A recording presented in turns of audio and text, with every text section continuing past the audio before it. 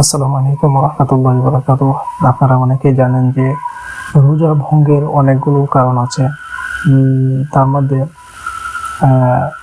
বিভিন্ন কারণে আমরা হয়তো মনে করি যে রোজা ভেঙে যাচ্ছে কিংবা ভেঙে যাবে, আসলে বিষয়টা এরকম নয়। আমরা জানি যে আমরা যদি অজু ভেঙে যাই তাহলে এটা হবে শরীর থেকে যদি কোনো কিছু বের হয়, প্রস্রাব, পায়খানা, রক্ত, পুজ এগুলো যদি গড়িয়ে পড়ে তাহলে অজু ভেঙে যায়।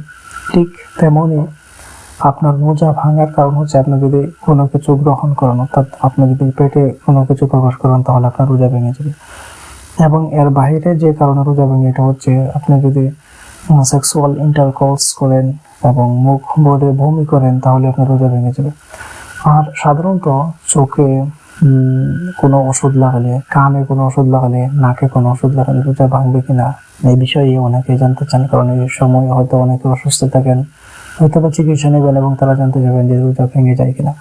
মূলত চোখে কোনো ড্রপ ব্যবহার করলে, কোনো ওষুধ দিলে রোজা ভাঙে যায় না, কারণ চোখের কোনো কিছু ওষুধ কিংবা ড্রপ জাতীয় কোনো কিছু ব্যবহার করলে ওটা আপনার পেটে প্রবেশ করবে না, সুতরাং আপনার রোজা ভাঙবে না। কানে আপনি যদি কোনো ড্রপ জাতীয় ওষুধ দেন এবং এটা যদি আপনার পাকস্থলীতে কণ্ঠ নালী হয়ে চলে না যায় তাহলে আপনার রোজা ভাঙবে না। অর্থাৎ এই দুটি অংশ দিয়ে আপনি যদি কোনো ড্রপ জাতীয় ওষুধ ব্যবহার করেন তবে আপনার রোজা ভাঙার সম্ভাবনা কম, এবং এই বিষয়ে অধিকাংশ আলেমগণ ফতোয়া দিয়েছেন যে তাদের রোজা ভাঙবে না যারা চোখে ড্রপ ব্যবহার করবে অথবা কানে ড্রপ ব্যবহার করবে।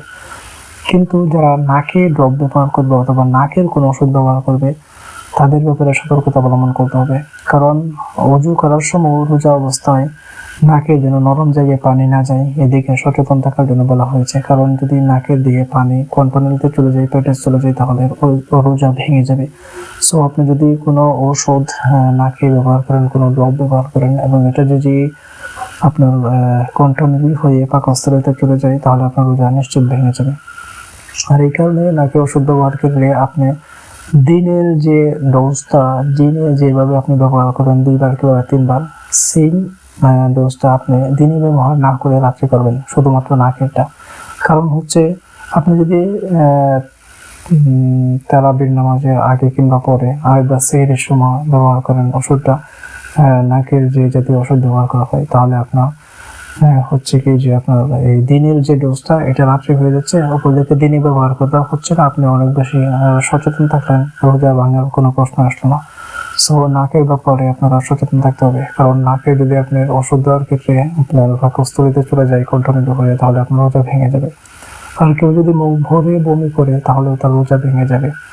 সো কেউ যদি বেশি পরিমাণে মুখ ভরে বমি করে তাহলে নিশ্চিত তার রোজা ভেঙে যাবে এবং এটাকে কাজা করতে হবে। আর মূলত আপনি যে বিষয়টা বলতে চাচ্ছি সেটা হচ্ছে আপনি যদি চোখে কিংবা কানে ওষুধ দেন এবং তাহলে আপনার পাকস্থলীতে যাওয়ার সম্ভাবনা নাই এবং আপনার রোজা ভাঙবে না।